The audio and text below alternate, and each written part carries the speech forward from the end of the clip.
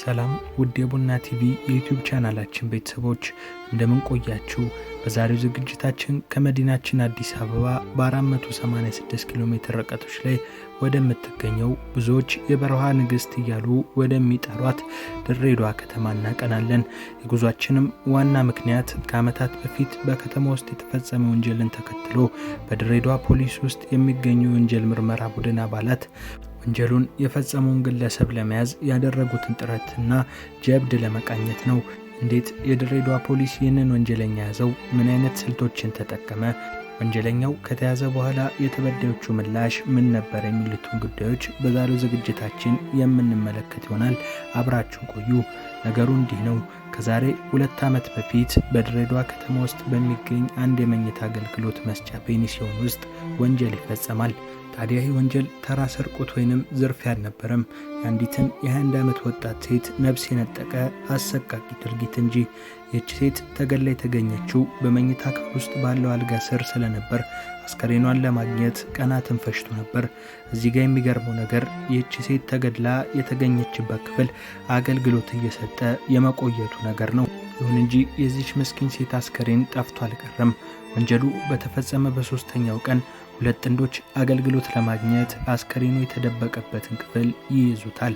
ነገር ግን ከጥቂት ጊዜያት በኋላ አንዳች እንግዳ የሆነ መጥፎ ጠረን በአፍንጫቸው ውስጥ ልቅ ይላል። ይባሱኑ ከዚህ የተደበቀ አስከሬን የሚወጣ ፈሳሽ የአልጋውን ስር ያረጥበው ጀመር። ይህንን ተመልክተው ዝም ማለት ያልፈለጉት ጥንዶቹ የፔንሲዮኑን ስራ አስኪያጅና ጽዳት ሰራተኞችን ጠርተው መጥፎ ጠረንና ፈሳሽ ክፍላቸውን እንደሞላው ይነግሯቸውና ወደ ክፍሉ እንዲገቡ ያደርጓቸዋል። ከዛም የአልጋውን ፍራሽና ችቡድ ያነሱት የጽዳት ሰራተኞቹ ያልጠበቁትን ነገር ያያሉ። የአንዲት ሴት አስከሬን ከአልጋው ስር በጀርባው ተንጋሏል። ከዚህ ሁሉ በኋላ ነበር ፖሊስ ወደ ጉዳዩ ገብቶ ምርመራ ማካሄድ የጀመረው። በዚህም ክፍሉን የተከራዩት ጥንዶችንና የጽዳት ሰራተኞች በፖሊስ ቁጥጥር ስር ይያዛሉ። በመቀጠል ወንጀሉ እስከታወቀበት ጊዜ ድረስ ክፍሉን የተገለገሉ ደንበኞችን ፖሊስ መመርመር ይጀምራል። ወንጀሉን የፈጸመው ግለሰብ ግን መታወቂያውን በፔንሲዮኑ የእንግዳ መቀበያ ክፍል ውስጥ ጥሎት ስለሄደ ፖሊስ መታወቂያው ላይ ባለው አድራሻና ስልክ ቁጥር አማካኝነት ክትትል ቢያደርግም ወንጀለኛው ግን ሳይያዝ ይቀራል። ምንም እንኳን ወንጀለኛው ወዲያውኑ ባያዝም በፔንሲዮኑ ውስጥ የተገኘው መታወቂያው ግን ወንጀለኛው የሟች ፍቅረኛ የነበረ ስለመሆኑና ወደ ድሬዳዋ ከተማ የመጣው ከሟች ጋር በተፈጠረ ጸብ ምክንያት ለእርቅ ስለመምጣቱ ለተደራጀው ማስረጃ አመልካች ሆኗል። ፖሊስም በበኩሉ የወንጀለኛውን አድራሻ በመጠቀም ለተከታታይ 2 ዓመታት በተደጋጋሚ በጂፒኤስ የታገዘ አሰሳ ቢያደርግም ወንጀለኛው ሳይያዝ ቀረ። የድሬዳዋ ፖሊስ ስለ ወንጀሉ መንስኤ ሲያጣራ ሟች ፔንሲዮን ውስጥ ሕይወቷን ከማጣቷ በፊት ሟች በአንድ የምሽት መዝናኛ ክለብ ውስጥ ከሌላ ሰው ጋር ስትዝናና ፍቅረኛው አይቷት ቅናትና ብስጭት ያድርበታል። ጸብ ውስጥም ይገባሉ። ጸባቸውን ማሳረጊያ ሞት ይሆናል። ታዲያ እዚህ የወንጀል ምርመራና ወንጀለኛውን የመያዝ ሂደት ላይ በድሬዳዋ ፖሊስ ወንጀል ምርመራ ቡድን ውስጥ አባል የሆነች አንዲት ቁልፍ ሴት አለች። እሷም ዋና ሳጅን ስንዱ ካሳሁን ትባላለች። ሳጅን ስንዱ ባለትዳርና የ4 ልጆች እናት ስትሆን በድሬዳዋ ፖሊስ ውስጥ በወንጀል መርማሪነት ትሰራለች። ይህች ሴት ታዲያ የዚህን ወንጀል ፈጻሚ ለመያዝ በሚደረገው ጥረት ውስጥ አይነተኛው ሚና የተጫወተችው ሰው ናት። ወንጀለኛውን የያዘችበት መንገድም ከዚህ በፊት ባልተለመደ መልኩ የመሆኑ ነገር ብዙ ሰዎችን አጃይብ ያሰኘ ነው።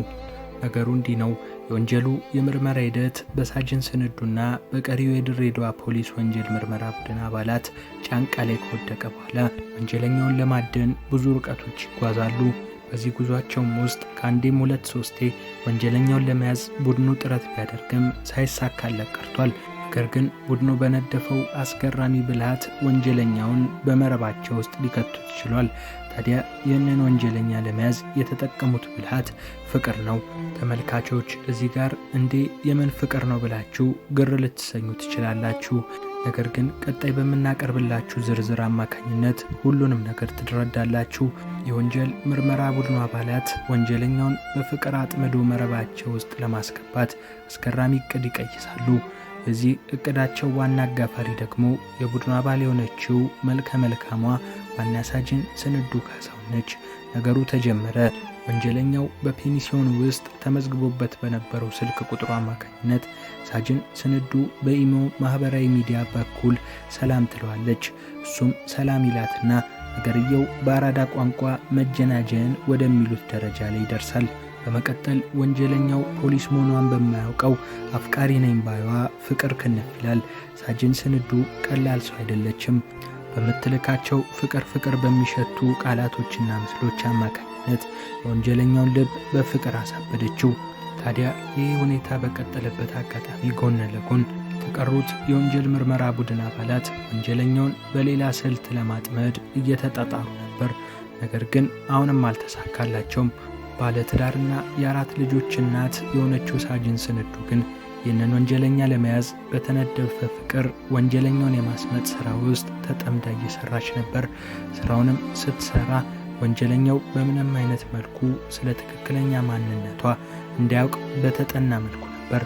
ለአብነት ያክል የፖሊስ ዩኒፎርም ለብሳ የተነሳቻቸውን ፎቶዎች በማንሳት እንዲሁም አዲስ የሆነ የኢሞ አካውንት በመክፈት የተሰራ ሥራ ነበር። ለረጅም ጊዜያት በስልክ ብቻ የነበረው ፍቅር በዓይነ ሥጋ የሚሆንበት ቀን ደረሰ። ሳጅን ስንዱና ቀሪው የወንጀል ምርመራ ቡድን አባላት ወንጀለኛው ወደሚገኝበት አዳማ ከተማ ገቡ። ከዛም ለመጀመሪያ ጊዜ በጽሑፍ ብቻ የነበረው ፍቅራቸው ለመጀመሪያ ጊዜ ወደ ድምፅ በመሻገር አዲስ ምዕራፍ ያዘ። ይህም የሆነው ሳጅን ስንዱ ለወንጀለኛው ደውላ አዳማ እንደመጣችና ልታገኘው እንደምትፈልግ በተናገረችበት አጋጣሚ ነው። ከዛም ወንጀለኛው እሷን ለማግኘት ተስማምቶ የት አካባቢ እንዳለች ጠይቃትና እንደሚመጣ ይነግራታል። ሳጅን ስንዱና ቀሪ ወንጀል ምርመራ ቡድን አባላት ሲቪል ልብስ ለብሰው ወንጀለኛው ጋር በተቀጣጠሩበት ስፍራ ላይ ሆነው በአትኩሮት መጠበቅ ጀመሩ። ነገር ግን ወንጀለኛው እንደታሰበው በፍጥነት አልመጣም ነበር። በተደጋጋሚ ሳጅን ስንዱ ስልክ ስትደውልለት ስራ ይዞ እንደሆነና ካፍታ ቆይታ በኋላ እንደሚመጣ እያባበለ ይነግራታል። ነገር ግን እመጣለሁ ካለ በኋላ ራሱ ረጅም ሰዓታት ሆነው በተቀጣጠሩበት ካፌ ውስጥ ቡናና ውሃ እየተጎነጩ ሲጠብቁት የነበሩት ሳጅን ስንዱና የወንጀል ምርመራ ቡድን አባላት መጠበቃቸውን ቀጠሉ። ነገር ግን ከቆይታዎች በኋላ ገሚሶቹ የቡድን አባላት ተስፋ እያጡ መምጣት ጀመሩ። በዚህም ቡድኑ ገሚሱ ይመጣል፣ ገሚሱ ደግሞ አይመጣም የሚል ውዝግብ ውስጥ ገቡ። ሳጅን ስንዱ ግን ወንጀለኛ አፍቃሪዋ ከሚያወራው ነገርና ካላት ቅርርብ አንጻር እንደሚመጣ ሙሉ ተስፋ ነበራት። ከዚህም ባለፈ ወንጀለኛው እየመጣ እንደሆነ በስልኳ መልእክት ይልክላት ነበር። በመጨረሻም 5 ሰዓታትን ከፈጀ አሰልቺ ጥበቃ በኋላ ወንጀለኛው ለሳጅን ደውሎ እንደመጣ ተናግሮ የቱ ጋር እንደተቀመጠች ምልክት እንድትሰጠው ጠየቃት። ከዛም ያያትና እሷ ወዳለችበት መጥቶ የናፈቃትን ፍቅሩን ተጠምጥሞ ያቅፋታል። ይሁን እንጂ ከቆይታዎች በኋላ እውነት ስፍራውን ትይዛለች። እሱ የጠበቃት ሴት የምር የምትወደው ፍቅረኛው ሳትሆን ከዓመታት በፊት በቅናት የገደላትን የሌላኛዋን ፍቅረኛውን ደም የምታጣራ መርማሪ ፖሊስ የመሆኗ ነገር ፍንትው ይልለታል። አጠገቧ በሚገኙ ወንበሮች ላይ ተበታትነው የተቀመጡ ሰዎችም ሻይ ቡና ለማለት የተቀመጡ ሰዎች ሳይሆኑ እሱን ለማደን የተሰበሰቡ የፖሊስ አባላት ስለመሆናቸው እውነታው ይገለጥለታል። እንዲህ ባለ አስገራሚ ስልት ነበር የነፍሰ ገዳይ በፖሊስ ቁጥጥር ስር ዋለው። በዚህ ሁሉ ታሪክ ውስጥ ግን አንድ ምስኪን እናት አሉ። እኚህ እናት የሟች ወላጅ እናት ወይዘሮ ሃይማኖት ናቸው። እስካሁን ድረስ የልጃቸው ሐዘን ከፊታቸው ላይ ያልጠፋው ወይዘሮ ሃይማኖት ሟች ልጃቸው በሕይወት በነበረችበት ወቅት እሳቸውንና ታናሽ እህቷን በቤት ሰራተኝነት እየሰራች ትረዳቸው እንደነበር እንባ እየተናነቃቸው ይናገራሉ። እሳቸውም ቢሆኑ ልብስ እያጠቡ ኑሯቸውን እንደሚገፉ ያስረዳሉ። ስለ ልጃቸውና ስለ ፍቅረኛዋ ሲናገሩም ብዙም እንደማይተዋወቁና 2 ጊዜ ብቻ ቤታቸው መጥቶ አይተውት እንደነበር ተናግረዋል። አክለውም የፍቅረኛሞቹ ግንኙነት የ1 ዓመት ዕድሜ ብቻ እንደነበረውና ልጃቸው ከእሱ ጋር መቀጠል እንደማትፈልግ እንዲሁም ይገለኛል ትላቸው እንደነበር ይናገራሉ።